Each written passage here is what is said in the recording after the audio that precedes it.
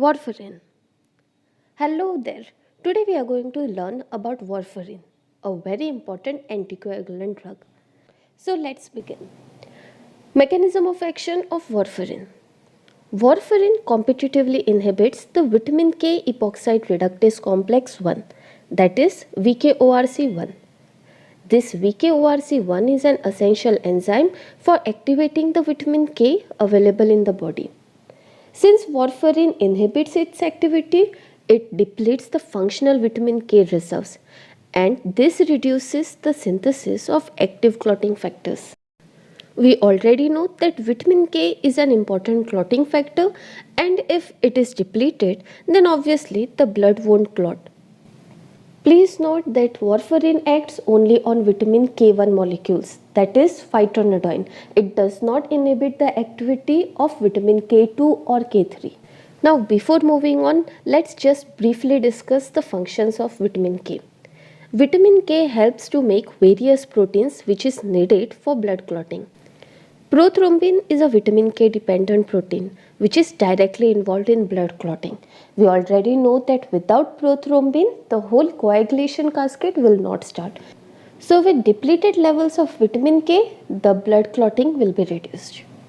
Warfarin is prescribed for its anticoagulant properties and is thus indicated in venous thrombosis, stroke and thromboembolism, cardiac valve replacement, post-myocardial infarction, and atrial fibrillation.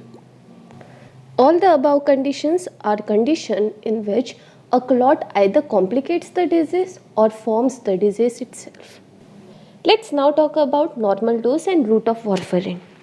2 mg to 5 mg IV or oral, which is the initial dose for 2 days. Then 2 mg to 10 mg OD, which is also the maintenance dose. Some important facts about warfarin. Warfarin crosses the placenta and is a known teratogen. That is, it can cause birth defects in babies if taken during pregnancy. Now it is not distributed in milk, so the mother can breastfeed when on warfarin. Warfarin causes a lot of drug interactions, and this is because of the high degree of protein binding capacity and affinity, especially towards albumin.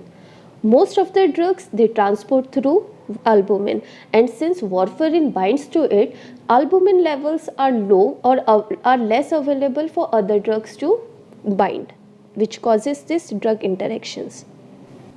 Coming to duration of effect, after a single dose of warfarin, the effect is seen usually 5 to 7 days. Super warfarin takes weeks to months and can show effect for a long period of time. Warfarin is a drug that requires monitoring, specifically due to its anticoagulant properties. If warfarin toxicity occurs or if warfarin levels are above normals, then patient can bleed internally or externally. The bleeding may be so severe that it may cause death or coma. Now to test for warfarin levels, daily repeated measurement of the prothrombin time and the international normalized ratio is done. Prothrombin time is used to measure the effect of warfarin, which does it by measuring the time it takes for a clot to form. Normal range of prothrombin time is 11 to 13.5 seconds. INR or International Normalized Ratio again tells us how long it takes for the blood to clot. It is a calculated value derived from the prothrombin time, done to standardize the value irrespective of the method used to test for prothrombin time. Thus, it is more accurate measure for warfarin toxicity. The INR is calculated by dividing patient's prothrombin time with normal reference range at the power of International Sensitivity Index, which is 1.3 to 1.5. Normal range of INR in healthy person is 1 or below. For patients taking warfarin, the effective therapeutic range is considered within the range of 2 to 3. INR above 5 is considered dangerous and at high risk of complications. Now, if warfarin toxicity occurs due to any reasons, the clinical symptoms that can be seen are rashes or bruises, severe headache or dizziness, heavy bleeding after injury or trauma, hematuria, hemoptysis, melena, hematemesis, menorrhagia, severe abdominal pain. In other words, the patient will start bleeding from everywhere. Now, when warfarin toxicity occurs, the first step to treat it is to stop the warfarin. Next, administer vitamin K1. And lastly, infuse fresh plasma or prothrombin concentrate if required. After warfarin is stopped, the INR falls over several days.